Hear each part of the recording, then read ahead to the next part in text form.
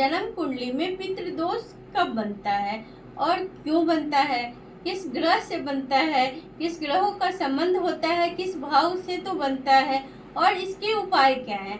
तो इन सारी चीज़ों के बारे में आज यहाँ पे चर्चा करेंगे। तो सबसे पहले कुंडली में अगर देखें तो कुंडली में जब भी पंचम भाव का स्वामी कमजोर होता है, जन्म कुंडली में पंचम भाव का स्वामी कमजोर हो, 6, 8 और 12वें भाव में बैठे और सूर्य, राहु, केतु, शनि इन ग्रहों से युति, दृष्टि, संबंध बनाए तो जन्म कुंडली में पितृदोष का निर्माण होता है, यानी कि पितृदोष बनता है। तो पितृदोष जन्म कुंडली में तो ऐसे चेक करेंगे, लेकिन ये जो है कि जो हमारे पूर्वज हैं उनकी आत्मा की तृप्ति नहीं हुई है, जो इधर उधर भटकते रहते हैं, उन्हीं की वजह से, उन्हीं दोषों की वजह से उनका श्राद्ध, तर्पण, पिंडदान पुण्य नहीं किया गया है, जिसकी वजह से कुंडली में पितृदोष का निर्माण होता है। और ये पितृदोष एक पीढ़ी से दूसरे से तीसरे, ये लगभग 7 जनरेशन तक चलता रहता है जब तक कि इसके उपाय ना कर लिए जाए, जब तक इनको शांत नहीं किया जाए।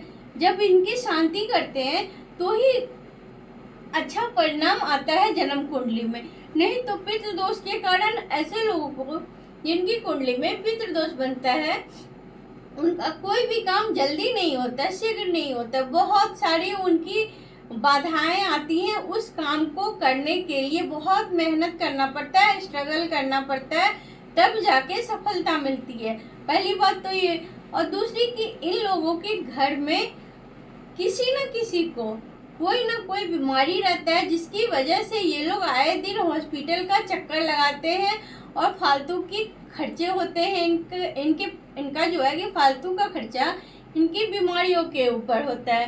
कोई ना कोई बीमारी इनके घर परिवार में लगा ही रहता है, जिसकी कुंडली में पितृदोष बनता है। सबसे बड़ी समस्या यहाँ पे होता है जब उनके घर में किसी का संतान होने वाला होता है, तो ऐसे लोगों के घर परिवार में संतान बहुत देरी से होता है, संतान बहुत बाधा के बाद होता है। अगर हो भी जाए तो बार बार कई लोगों को देखा गया कि मिसकैरेज की संभावना रहती है या होता भी है, तो उनकी कुंडली में जरूर पितृदोष बन रहा होगा, आप चेक करिएगा। या संतान हो भी जाए तो संतान का स्वास्थ्य अच्छा नहीं रहेगा या संतान सुख की कमी होगी। तो इस तरह की समस्या जो है कि जन्म कुंडली में जब भी पितृदोष बनता है तो होता है। तो पहले तो समझ गए कि पितृदोष होता कब है, अब किस ग्रहों से होता है। तो एक काल पुरुष की कुंडली बनाते हैं, इसी से समझते हैं। 5, 6, 7, 8, 9, 10, 11 और 12। जब भी पंचम भाव का स्वामी, यानी कि मेष लग्न की कुंडली होगी तो पंचम भाव का स्वामी कौन होगा? सूर्य होगा। सूर्य का संबंध किसी भी भाव में, विशेष करके 6ठे, 8वें और 12वें भाव में होगा तो ज्यादा निगेटिव होगा, लेकिन किसी भी भाव में सूर्य का संबंध राहु से या केतु से हो जाए तो कह सकते हैं कि इनकी जन्म कुंडली में पितृदोष का निर्माण हो रहा है। जब भी सूर्य और शनि की दृष्टि युति संबंध होगी, मान लेते हैं शनि यहाँ बैठ जाए और सूर्य यहाँ बैठ जाए, तो शनि की दृष्टि सूर्य पे हो गई, या यहीं पे जो है कि सूर्य और शनि साथ में हो जाए, तो कह सकते हैं कि ऐसे लोगों का कुंडली में पितृदोष हो रहा है, बन रहा है। अगर राहु की दृष्टि हो जाए ना, यहाँ अगर राहु बैठ जाए और यहाँ से 5वीं दृष्टि दे दे, या यहाँ राहु बैठ करके यहाँ से 7वीं दृष्टि दे, तो ये और भी निगेटिव रिजल्ट देता है। जब राहु की दृष्टि सूर्य और शनि पे हो जाए तो जब भी पंचम भाव में अशुभ ग्रह होगा, यानी कि सूर्य, अशुभ ग्रह कौन कौन होते हैं? सूर्य, शनि, राहु और केतु, मंगल को भी ले लेते हैं। तो सूर्य, शनि, राहु, केतु, मंगल का संबंध जब भी पंचम भाव से बनेगा तो ऐसे लोगों की कुंडली में कह सकते हैं कि आपकी कुंडली में पितृदोष बन रहा है, इसका उपाय करें, इनके सारे काम डिले होंगे। शिक्षा बाधित होगी, संतान सुख में बाधा होगा, कैरियर में बाधा होगा।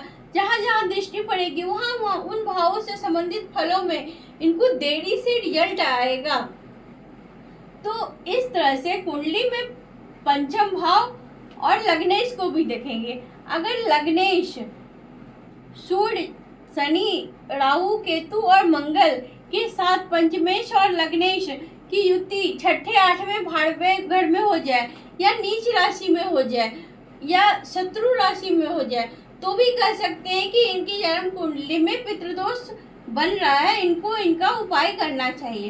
तो ये तो हो गई बात कि पितृदोष किन ग्रहों के कारण बनता है। तो आप लोग चेक करिए कि आपकी कुंडली में पंचम भाव का संबंध किसी भी तरह से राहु, शनि, केतु, मंगल, सूर्य इन ग्रहों से तो नहीं है। मेनली सूर्य को लेना ही है, क्योंकि सूर्य आत्मा के कारक होते हैं, हमारे पूर्वजों के कारक होते हैं, मान सम्मान के कारक होते हैं। तो सूर्य को इसमें कहीं ना कहीं से सूर्य का रोल रहेगा ही जब भी जन्म कुंडली में पितृदोष का निर्माण होगा। तो अब इसके उपाय क्या कर सकते हैं? तो इसके उपाय में करना है कि जब भी अमावस्या तिथि आए, हर एक महीने की अमावस्या तिथि आती है, हर एक अमावस्या को अगर आप सक्षम हैं तो आपको गंगा स्नान करना चाहिए। इससे हमारे पितृ जो है कि बहुत ज़्यादा प्रसन्न होते हैं और बहुत ढेर सारा आशीर्वाद देते हैं, ब्लेसिंग देते हैं, जिसकी वजह से हमें पॉजिटिव रिजल्ट मिलता है कैरियर में और लाइफ में भी। उसके बाद श्राद्ध कर सकते हैं, दान कर सकते हैं, तर्पण कर सकते हैं। जैसे हर एक साल 15-16 दिनों के लिए पितरपक्ष होता है, तो उस समय आप अपने पूर्वजों की अगर तिथि पता है तो उस दिन उनका श्राद्ध करें, पिंड दान करें, तर्पण करें। इन सब चीज़ों को करके आप जो है कि पितृ दोष से मुक्ति पा सकते हैं और अपने कुल देवी की पूजा करें। कभी भी अपने कुल देवी को नहीं छोड़ना है। आप कहीं भी हो, अगर संभव हो, जो भी आपका कल्चर हो, जो भी समाज हो, माहौल हो, देश काल परिस्थिति हो, वो सभी लोगों की अपनी कुल देवी होती हैं। तो उनसे कनेक्ट होकर रहिए, क्योंकि वही हमारे लिए सब कुछ है। ये मंदिर इधर उधर जाना तो ठीक है, दिखावटी है, जो भी समझ सकते हैं आप लोग करिए, लेकिन कुल देवी की हमेशा आराधना करनी है। आप वहाँ नहीं जा सकते जब भी उनका, सबका अलग अलग कल्चर होता है, सबके यहाँ अलग महीनों में उनकी पूजा होती है, अलग तिथियों में होती है, ऐसा परंपरा बनाया हुआ है हमारे समाज में। तो आप अगर उस तिथि पे उस दिन नहीं सम्मिलित हो पाते तो अपने मन से, हृदय से कनेक्ट रहिए और कोशिश करिए अपने कुल देवी का आशीर्वाद लेने के लिए। और उसके बाद सबसे लास्ट में आता है कि भोले बाबा। वो तो भोले हैं, पूरी दुनिया के बारे में अच्छा ही सोचते हैं। अगर कुछ नहीं समझ में आए तो भोले बाबा से कनेक्ट हुई। अगर बहुत ज़्यादा शरीर स्वस्थ नहीं है, शरीर से परेशान है, तो ऐसे लोगों को फिर महामृत्युंजय का भी जाप करवाना चाहिए। तो इन सब उपायों को करके आप अपने कुंडली में पितृदोष को दूर कर सकते हैं और उनके पॉजिटिव मतलब फल, उनके आशीर्वाद को, पितरों के आशीर्वाद को प्राप्त कर सकते हैं।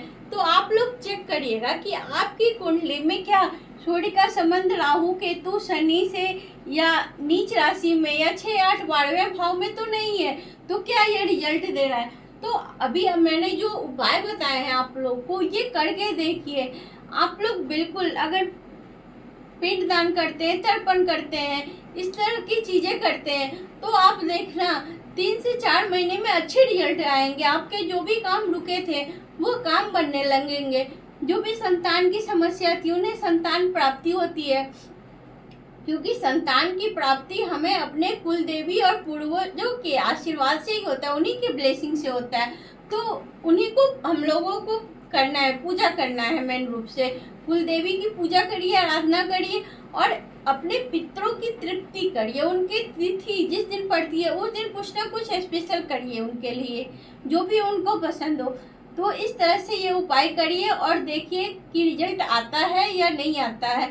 मैं तो श्योर हूँ कि 90 दिन में बहुत सारे लोग का 4 महीने में भी रिजल्ट आया है। आप लोग चेक करिए कि आपकी कुंडली में बन रहा है या नहीं बन रहा है। तो ये उपाय करके देखिए, फिर आप मुझे कमेंट में ज़रूर बताना कि आपको पॉजिटिव रिजल्ट आया या नहीं आया। तो तो मिलते हैं अगले वीडियो में किसी नए टॉपिक के साथ। तब तक के लिए हर हर महादेव।